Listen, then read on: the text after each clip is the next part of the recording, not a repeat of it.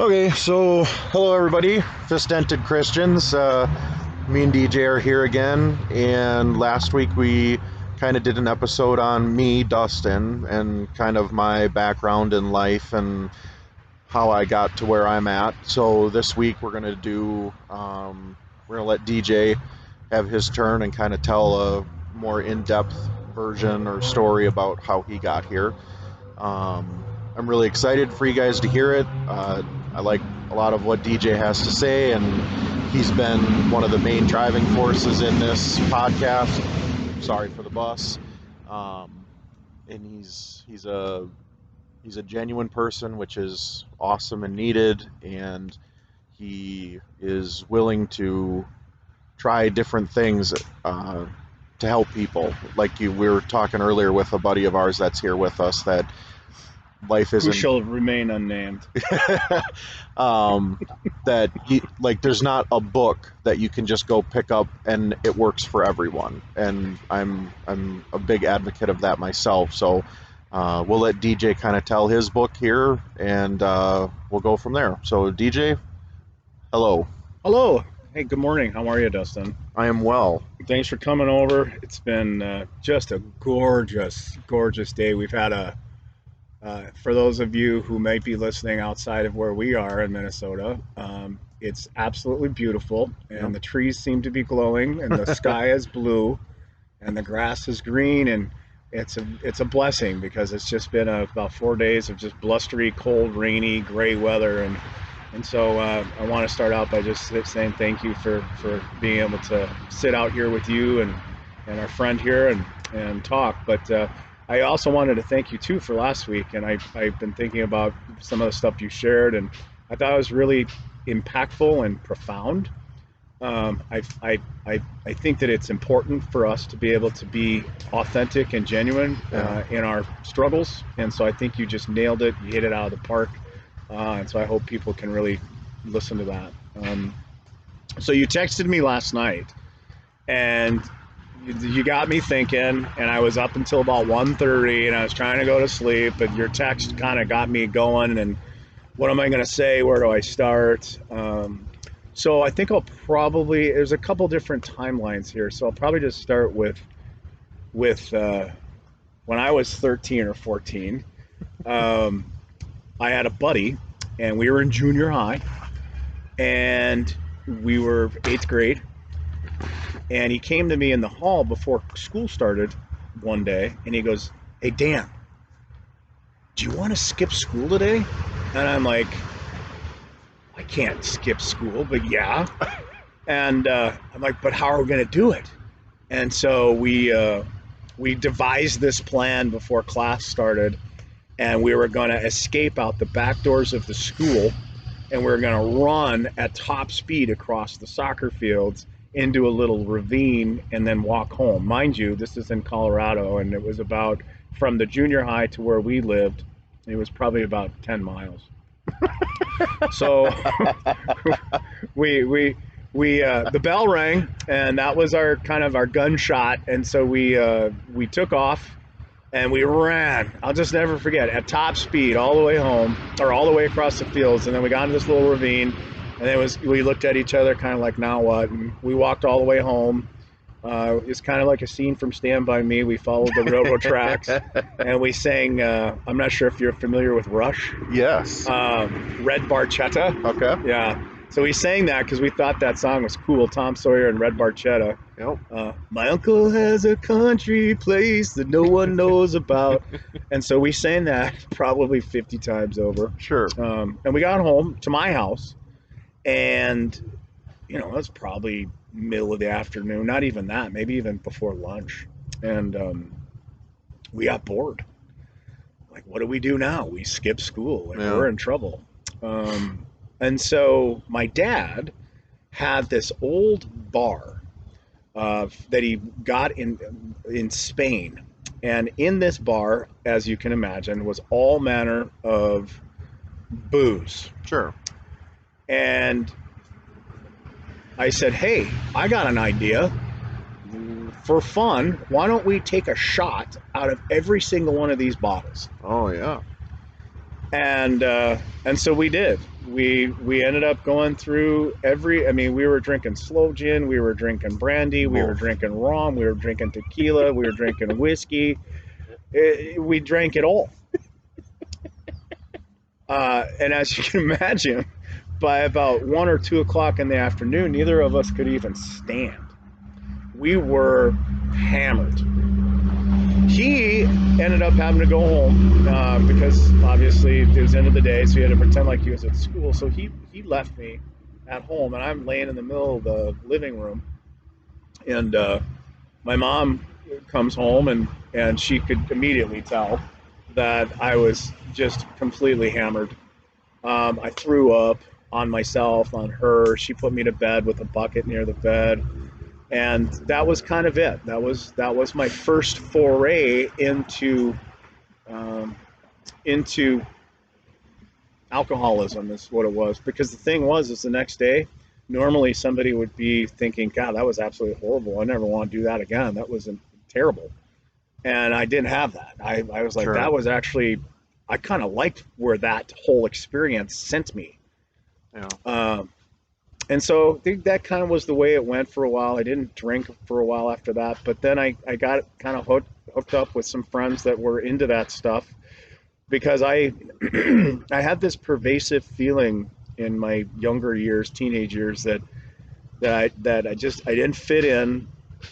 I wanted to hang out with the jocks, and I wanted to hang out with the nerds and the stoners and the I just wanted to hang out with everybody, but I never felt like I had a home, and it was just this pervasive feeling that even sticks with me to today, that I just don't feel like I fit in, and I don't feel like I have a place. Sure. And so that's left a mark on me. It's left something pretty distinct in my soul. And so that's kind of where the drinking came from. And so I found a group of friends that accepted me, and we went and caused mayhem, and we got into trouble, and we did stuff that we shouldn't have done all throughout high school. Um, Barely graduated. Sure. Um, Went off to college for a year, and that was a short disaster because now not only did I not have to answer to my parents, but I had to, I could freely drink and use drugs. And I met this guy from New York City who was my dorm mate across the hall, and he was into coke. Okay. And so we started. He introduced me to coke, and so it was coke, weed, and beer. When I should have been reading science, anthropology and Yeah. lit. And I rarely went to class. And when I did, I was not present. And so that was a slanted disaster. And I ended up kind of washing out back home, maybe not even a semester later, living in my parents' house with all my friends at college still. And that was kind of the way of my life for a long time. And I worked different jobs, and I couldn't hold down a job because I was more concerned about my drinking career, my using career than anything else. And my dad was a football coach for the Air Force Academy, so I grew up in this military lifestyle. Um, Played football. I was a competitive swimmer, and all the way up until I started using, or even when I was using, I went to. This is kind of the choke point, if you will, is I went to the Olympic trials, Okay. and my race was the 50-meter free. It's the sprint. Yeah. And to qualify for the Olympic team back then, this is in the 80s. The time was like you had to hit the wall at 22 seconds on 50 meters. Sure. And so I had been training and practicing, and I went to Lincoln, Nebraska, and I swam this race, and I hit the wall at 22:09. Oh. And so I didn't qualify. Yeah. And that's when I said, screw it. I'm done. I'm done working so hard Yeah. when there's 0.9 hundredths of a second that I didn't make this team. Right. And that's when my enthusiasm for drink and drugs really took hold. Yeah. Um, so, and here's where things get kind of a little weird. So I saved up enough money because I had been involved in music and I was working at a radio station and at a radio show. And so I was like, oh, I really like music and I like being a DJ. I like DJing parties and stuff. And so I'm gonna move to California in my white VW Bug, and I'm gonna live in California. And I'm gonna see if I can make it in the music industry out there. And Which is so, a great industry for drugs and drinking. oh my, perfect, right? And thank you. Yeah, exactly. And so I saved up some money to be able to get out there. Had a friend that was already out there. She said I could stay with her. And so about a week before we left, or I was leaving, my dad sits us down over, and I'll never forget this. My dad, we went out and got these family pictures done. I still have them. And I have a brother and a sister, and both younger. And we went out and had family pictures at Garden of the Gods. And then we went home and we had a family meeting planned. And so we all sit down and we ordered Domino's. And my dad proceeds to tell the family that DJ, that my mom that was sitting across from me wasn't my real mom, and that my real mom was, and two brothers who were older than me were killed in a house fire in Northfield, or excuse me, New Prague, in 1970, and that I was the only survivor. And it turned out that some man, and I just met this man a couple years ago. It turned out that a man happened to see the house on fire because the Christmas tree blew up and broke the window. He saw the house on fire from his house in the middle of the night, and he came out of his house and came around the back of the window because I was two, and I was in my crib, and he broke a window and climbed in and pulled me out, and Holy then went shit. back in to try to get others out, and he couldn't because he grabbed the door handle and it was too hot. And Yeah. when he left the room, got out the window, the room caught on fire. So it was a shock. Yeah. I was probably 21. And when my dad told me that my mom, and it all made sense then, because I grew up in this Sure. family dynamic where my brother was the golden child hockey player. He got everything he wanted. He could never do any wrong. My sister, kind of the same. And then there's DJ. And I was treated differently. My dad was abusive physically. My stepmother, who now it's like, oh, okay, you're not my real mom. She was emotionally manipulative, sarcastic, and mean. She just, you could tell, it all made sense that she wanted no part of me in her life because she didn't even know I existed until my dad came to her and said, yeah, I was married before and my wife was killed in a fire with my two sons, and I have Yeah. a surviving son. And so it all made sense. And so my dad said, pack a bag. We're going up to Minnesota tomorrow because you have this whole other side of the family that you need to meet. And so he and I drove in silence pretty much all the way through Wyoming, Nebraska, Iowa, Minnesota. And you'd think that there'd be some sort of bonding, but it wasn't. It just drove us further apart. And so I get to Minnesota and I meet this other family who still live here. And my uncle sits me down and he's like, I want to tell you, my uncle who's just recently passed, he says, there's been some money that's been squirreled away. It's about 70 grand and it's yours from the life insurance. Okay. Don't touch it. Sure. If you leave it in all the things that I've set up for you, then by the time you're 35, you'll probably have $1 million. Right? Okay. He says you can take it now if you want. Yeah. But I don't advise it. Yeah. So what do you think I did? Yep. I took it, and not only did I take it, but I took it to California. Yeah. Right. Yeah. I lived in Hollywood. I went to school. I actually did quite well. I got a degree in sound engineering while I was there because I loved what I was doing, and it was very lonely. California is not a place to go when you're looking to make good friends. Sure. It's just, there's lots of drugs. And so that's kind of the way it went for me there.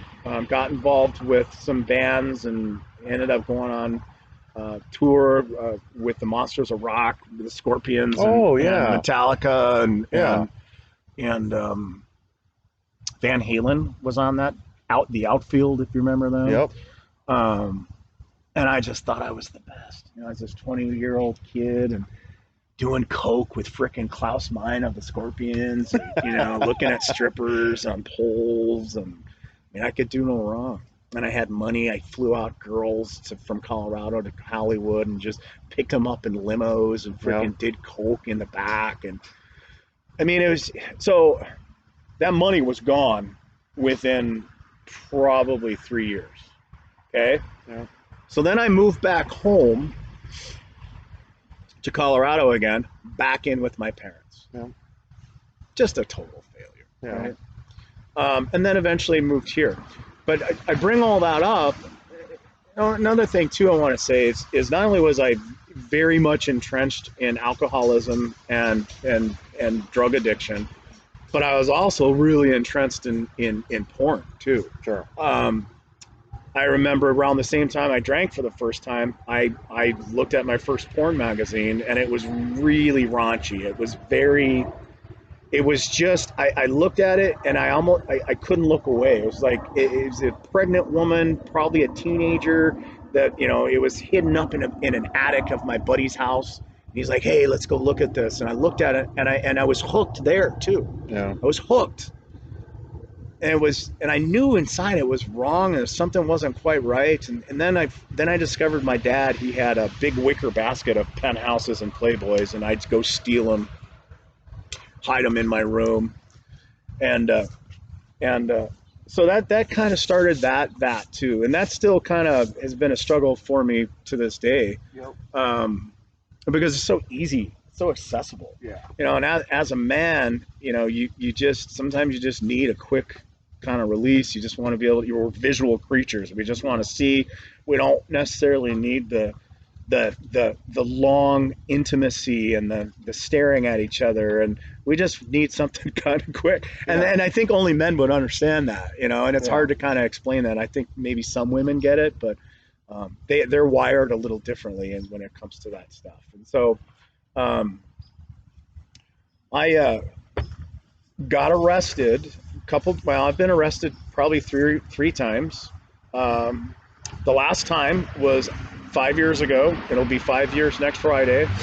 I'd gone out after work, a beautiful day just like today. It was a Friday night. I work in Stillwater, and I went out with another a clinician. She's a psychologist, and we went over to Petey Pappy's, and we started drinking. Just supposed to be just a short little thing. Yeah. And next thing you know, it's 1:30 in the morning, and we're over at No Neck Tony's in Stillwater. And I am just hammering their beer, and they have good beer there. And I'm thinking I'm super charming, and I'm kind of flirting with girls, Sure. and it's time to leave. And so I stumble back to where my car was. I drove it down, and I didn't know this at the time, but I drove it down a bike path.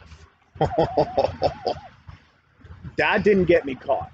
I drove it down a bike path, ended up driving through like somebody's, like a business's yard or whatever, Sure. to get back on Main Street to head towards Bayport.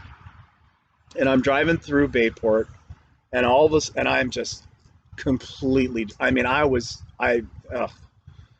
seeing three of everything. Yeah. And I'm driving, and all of a sudden, right when you get right before Bayport on 95, I think it is. Yep.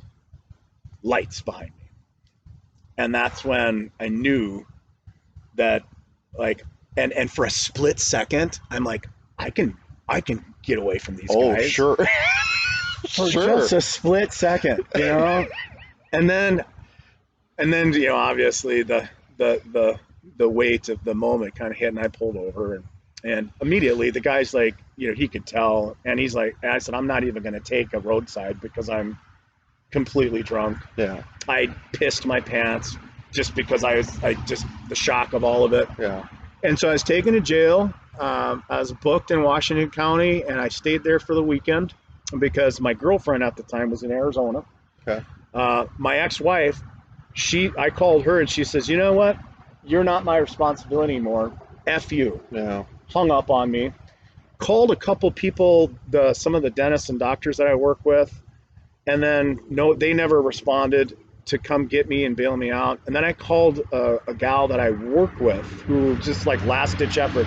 And I was so drunk that I was just going through my phone and just whatever number came up, right? I would Sure. just dial it. Like that's how out of it. And then they asked me, they said, and I took a breathalyzer and it was like 2.8, right? So I was very, very intoxicated. They asked me to do like a blood or a urine draw at the jail, and I refused. And I didn't know what a big deal that was. That's a big deal. Yeah. And I said I want to talk to an attorney, but it's like 2:30 in the morning, Yeah. and so I couldn't get an attorney. So I said I don't know what to do, so I'm not going to do this. Yeah. Well, that was another charge, Sure. right? It's a gross misdemeanor charge. They let me out the next day. They made me do a breathalyzer, and it was still 2. And the lady behind the counter is like, "My God, you must have had a lot to drink last night." And I mean, she was like kind of shocked. Waking up, and I don't know, I don't ever wish this on anybody because I woke up and I didn't know where I was. I was laying on this concrete slab. I had to take a shit, and there's video cameras everywhere, and so you had to like go to the bathroom in front of kind of everybody, and people are watching you. It was the absolute lowest point. Well, not lowest because that's coming in a second. My buddy, my coworker, picked me up, and she took me home, and so I was home by myself for 2 more days. Yeah. And my daughter was with her mom, and I remember that there were opioids, OxyContin, in where I was staying. There belonged to somebody else, and I had just had it. I said, I'm done. Yeah. I can't do. I can't do this cycle anymore because I just can't. And so I went for a walk, and I decided that when I got back, I was gonna take these pills, and I was gonna commit suicide, and that was my plan. And I wasn't gonna tell anybody, and I was just done. I had given up. I'd surrendered, and I'm on this walk, kind of like today, and this is in Woodbury, and I'm walking through these paths, and I sit down at the base of this tree, and I just let loose. I just cried, and I couldn't stop. And finally, I collect myself. I get up and I start walking home, and I'll never be able to explain this. And you guys might think this is weird, but I hear this voice that said, and all this voice said to me was, "You are beautiful to me."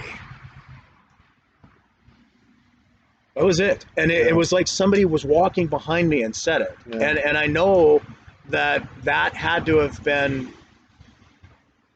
Jesus. Yeah. Or something. I don't know what it is. And the thing is that throughout my whole life, I've practiced witchcraft, right? Sure. I dated a girl that was a witch, and I've seen some effed up stuff. I've been a Buddhist. I've been a Unitarian. I've practiced every religious sort of thing, trying to find meaning in my life. And the only thing that came to me in that moment as I was walking was it had to have been Jesus. Like, you're beautiful to me. And in that moment, I realized, like, oh my God, like, I'm at my lowest point I could ever be. And yet there's this spirit out there that still loves me no matter what. Yeah. And that's when things changed. And we were talking earlier about there not being a formula. There isn't a formula. This was my formula.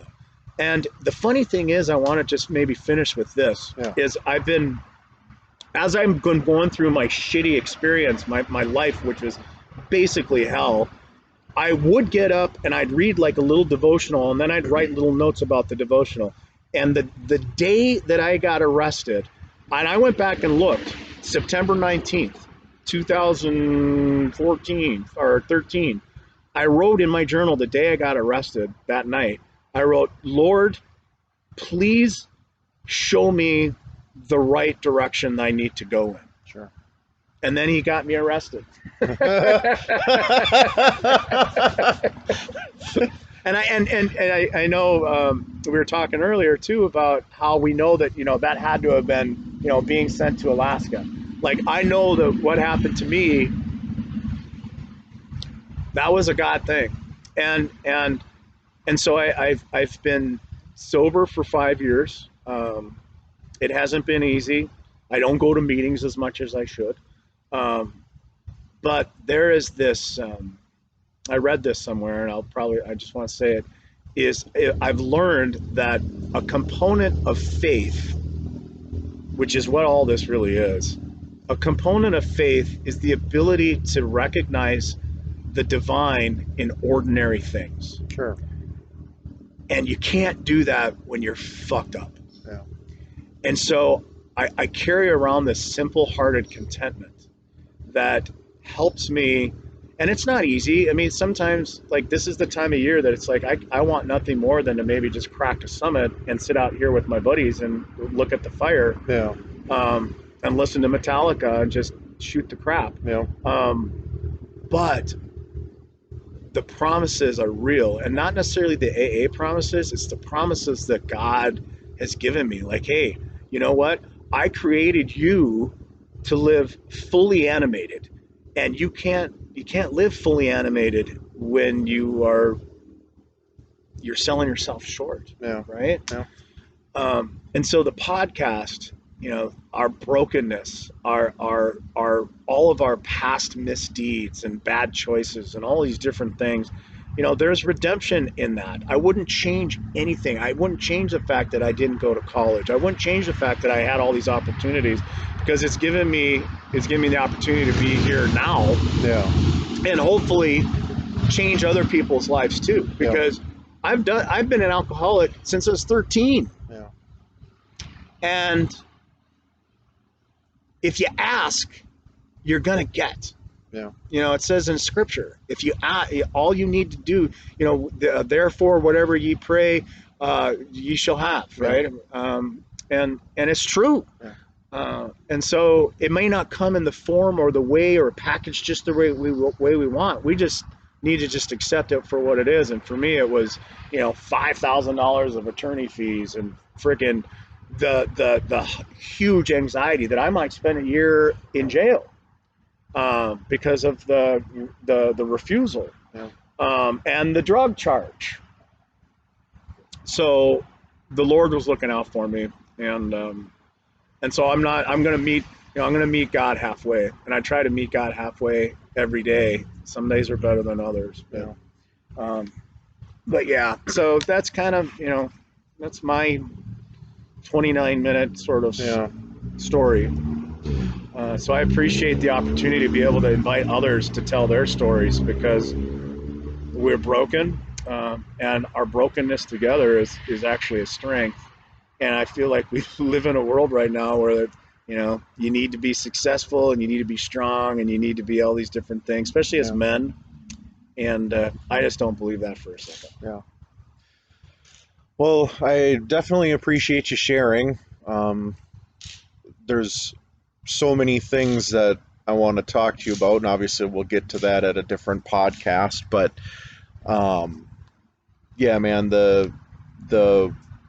I'm a big proponent of logical reality versus experienced reality. And one of the things that I've really been thinking about the last few years is how much our experienced reality shapes what we actually do, even when it's in contrast to the logical actual reality. And that especially with suicide, because I've dealt with a lot of those thoughts myself, and I have a plan, or I had a plan, and I knew how I was going to do it, and that you just feel in the moment like this is your only option, and it's not. And so I really appreciate you being willing to share that and talk about that, because that's a deep fucking dark thing that makes a lot of people uncomfortable. But that shit's real, and it's real for more people than we realize. So for everything, thank you very much, and we'll definitely discuss some more of it as we go forward with this. So Good. so yeah, that's it, folks, for today. Thanks for hanging out with us. Sorry for now the airplane.